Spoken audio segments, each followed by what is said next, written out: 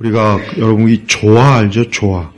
이 조화를 보면은 정말 화려하고 진짜 같아요. 정말 이렇게 두면은 조화를 보면은 너무 과일도 그렇고 이렇게 보면은 어쩌면 그렇게 그냥 진짜 잘 만들었어요. 근데 문제는 뭡니까?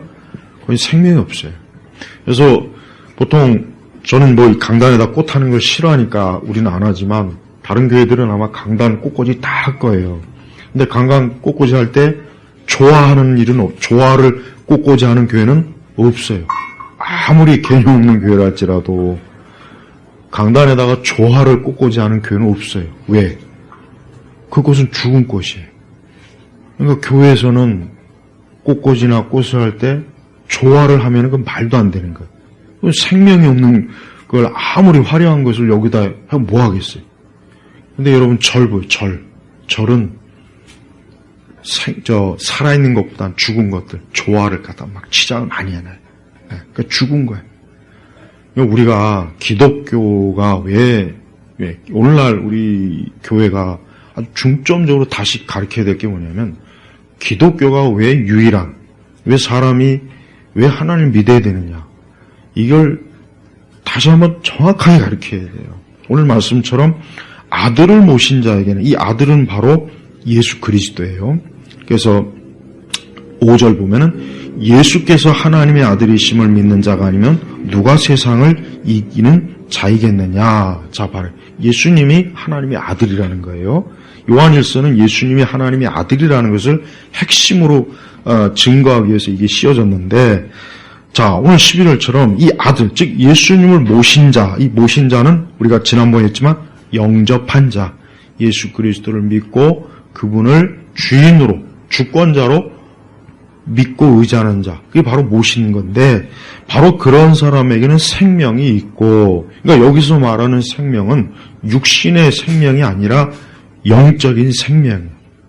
그래서 생명이 있고 하나님의 아들을 모시지 않는 자에게는 생명이 없다. 여기서 말하는 생명도 역시 영적인 생명이에요. 우리가 예수님 믿는 사람과 믿지 않는 사람이 지금 같이 마주 앉아서 밥을 먹고 커피를 마시고 이렇게 서로 대화를 해도 그는 현재 육신의 생명을 가지고 있는 그 상태에서 대하는 거지, 영적인 관점에서는 그 사람은 죽은 거예요. 그러니까 영적인 관점에서 우리는 죽은 자와 함께 먹고 마실 뿐이에요, 사실은. 근데 단 육신이 살아있는 것뿐이에요. 그러니까 그 사람이 육신의 생명이 끝나면 그럼 어떻게 됩니까? 그는 영원한 심판의 부활로 이 다음에 영원히 지옥에서 형벌을 받아요.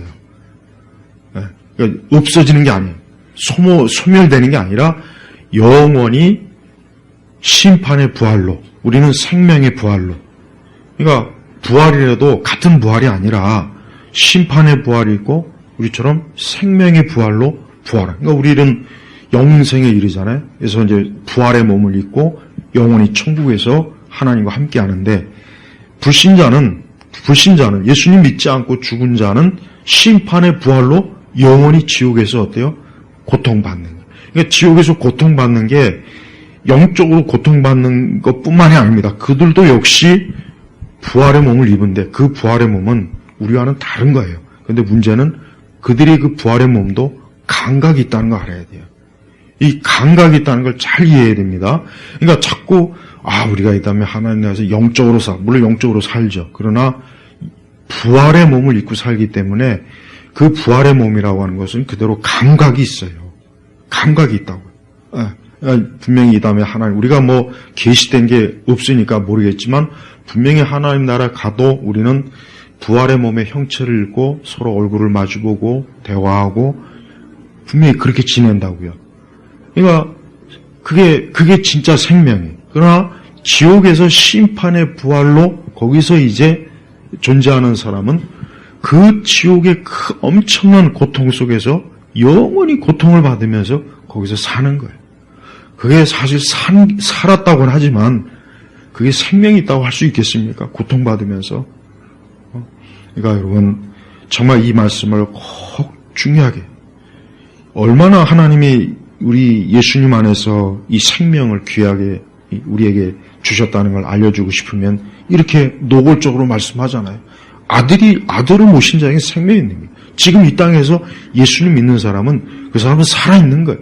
그러니까 우리 성도들이 그래서 그래요. 인간의 마지막 고통은 죽음입니다. 뭘 해도 죽음이에요. 이것보다 큰 고통은 없어요. 이게 마지막 고통이 죽음이에요. 그러나 우리 기독교는 성경 어디에도 죽음을 고통이라고 표현한 게 아니라 죽음은 그냥 잔다. 그러니까 성경은 인간의 죽음이 비록 죄와 우리의 죄 때문에 고통스럽고 힘든 것을 전제로 하지만 그리스도인에게 있어서 죽음은 뭐예요? 조금 더 저주받았다, 슬프다, 고통스럽다 그런 내용이 없습니다. 그래서 예수님의 유명한 나사로 사건 보십시오. 그게 대표적으로 결국 우리 교회, 기독교가 죽음을 어떻게 보는지 하나님께서 죽음을 뭐라고 보여주는지를 보여주기 위해서 우리 예수님이 보여주신 대표적인 이적이에요. 나사로가 무덤에서 나오잖아요. 여러분 그게 우리가 지금 말씀을 읽어서 그렇지 그 현장에 있던 사람은 얼마나 기가 막히겠어요. 죽어서 이미 냄새가 나서 이젠 틀렸습니다. 그런데 예수님이 나사로야 나오라 하니까 무덤을 제치고 나왔습니다. 그 자리에 있던 사람들은 아마 다들 너무 놀라가지고 아마 숨도 못 쉬었을 것 같아요. 그게 바로 기독교예요. 지금도 마찬가지예요.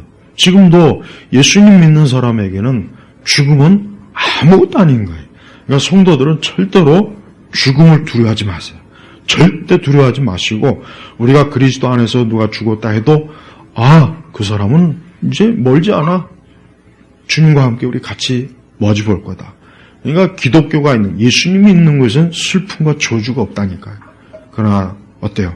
예수님이 없는 우리 한국 사회 보십시오. 우리 한국 유교 이 죽음하면 벌써 그냥 옛날 상여 지나가는 거 봤어요? 상여? 나는 어릴 때 봤다고요. 상여 지나가는 거 보면 그냥 유가족들이 뒤에서 얼마나 아주 말도 못하게 비통하게 울어요. 그리고 그 관 속에 땅에 묻으려고 그러면 다 자지러져요. 기절해버린다. 바로 이거예요. 생명이 없는 거예요. 온갖 좋은 말 많이 하죠. 유교. 근데 생명이 없잖아요. 다른 종교? 생명이 없어요. 그러니까 아무리 뭐라고 아무리 온갖 말을 떠들어도 야 우리는 생명이 있어. 네 죽음 뒤에 생명이 있어? 그거로 그냥 끝나는 거야. 윤회가 어디 있어요? 윤회가. 하여튼 난 윤회 그건 얘기하면 아주 그냥 구역질 내줄 수 있어요. 그냥 넌 구더기로 태어나라. 난 천국에 가서 영생할 테니까. 넌 바퀴벌레로 태어나든지. 말 같지 않은 소리 하고 있어. 무슨 윤회가 어디 있습니까? 윤회가. 그러니까 어떻게 그런 거지 같은 걸 사람들이 믿죠? 난 이해 안 되는 게 왜 그런 말도 안 되는 유치한 진짜 말도 안 되는 걸 사람들이 진지하게 믿고 있단 말이에요. 하여튼 이 말씀대로 아들을 모신 자에게는 생명이 있고 아들을 모신 자에게는 생명이 없다. 딱 단정적으로 없다. 예수님 안 믿으면 영원한 죽음이야. 심판이야. 형별이야. 이런데도 예수님 안 믿겠다고 그렇게 뻗팅기고 나는 10년 뒤에 교회 안 나가겠다. 지금부터 나오지 마. 교회 밥만 축내니까. 여러분 주변의 사람들한테도 그렇게 얘기할 필요가 있어요. 하여튼 너 예수님 그렇게 안 믿으면 그래 너는 그것 때문에 너 멸망할 줄 알아라. 너 그것 때문에 네 인생은 앞으로 계속 암흑이야. 너 그 각오가 돼 있으면 너 마음대로 하고 싶은 대로 살아. 딱 그렇게 얘기해야 돼요. 때때로 그럴 필요가 있어요. 무작정 매달리면 안 돼. 그러면 안 돼. 예수님 안 믿으면은 모든 게 다 그냥 끝나는 거예요. 그러니까 우리가 이게 진리, 만약에 이것이 진리가 아니고 이게 하나의 허구요. 이게 그냥 우리가 만들어내는 망상이고 그렇다면은 그럼 저부터도 교회는 안 다니겠어요. 근데 그게 아니잖아요. 정말 이 말씀 그대로 그리스도. 그래서 11절에도 이 생명이 그분의 아들 안에 있다는 것이다. 11절 우리에게 영생을 주신 것과 이 생명이 그분의 아들 안에 있다는 것이다. 이걸 바로 우리에게 주신 거예요. 하나님께서 그 아들 예수님을 통해서 이 생명, 영생을 우리에게 주신 거예요. 주신 거. 이거 은혜로 주신 거라고. 돈 받고 판 게 아니고. 자, 이래도 교회 안 나오고 이래도 예수님 안 믿고 이래도 기독교 신앙을 거부하겠냐 이거예요. 그 거부하면은 그 대가는 자기가 치러야 돼요.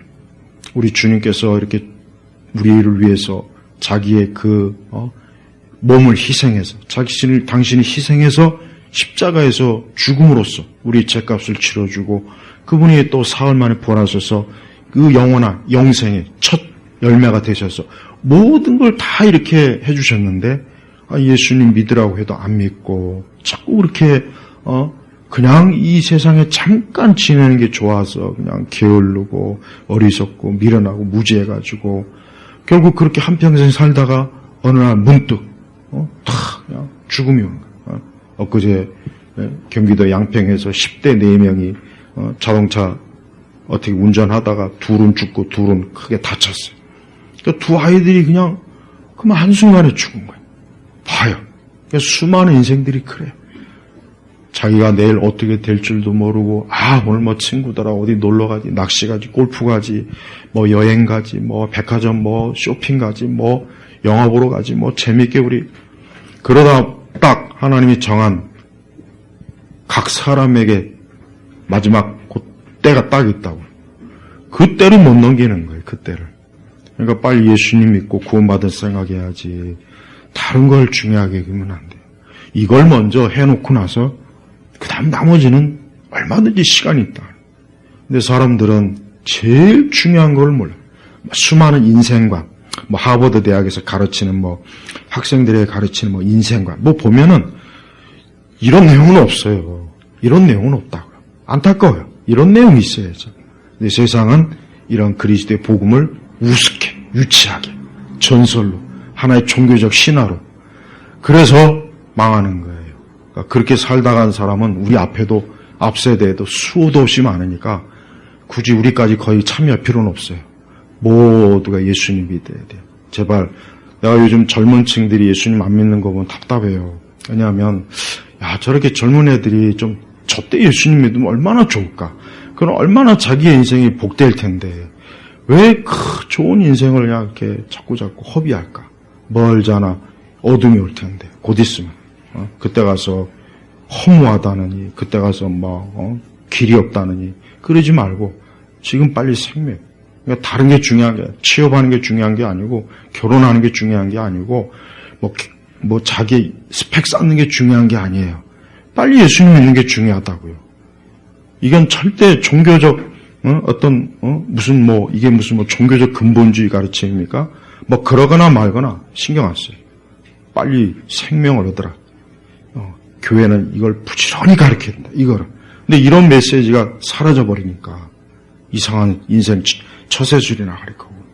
그러니까 사람들이 교회 안 오는 거예요. 교회 가봐야 득될 게 없으니까. 제발 우리 예일교회 성도님들 오늘 말씀 정말 말씀을 잘 해야 돼요. 10절에 보니까 하나님을 믿지 않는 자는 그분을 거짓말쟁이로 만드니 하나님이 이렇게 말씀하면 안 믿어. 그건 뭐예요? 그럼 하나님 거짓말쟁이로 만드는 거예요. 그 얼마나 무서운 죄입니까? 하나님은 참 말씀만 하시는데 우리 예일교회 성도들은 우리 어린아이들, 우리 청년들, 장년들 다 우리 아들 예수님 모신 생명. 그래서 오늘 이 생명이 주제. 이 생명이 있어야 되는구나. 생명이 없으면 끝나는 거구나. 네. 그러니까 오늘 이 생명을 그리스도 예수 안에서 다 믿음으로 얻으신 줄 믿습니다. 하나님 아버지, 우리 예일교회 성도들은 우리 아들, 우리 예수 그리스도를 다 모신 자로서 생명이 있어서 그 다음에 영생을 천국에서 누리고 영원한 기쁨과 즐거움으로 천국의 삶을 누리도록 다들 축복하여 주옵소서. 감사드리며 예수 그리스도의 이름으로 기도 올렸습니다. 아멘.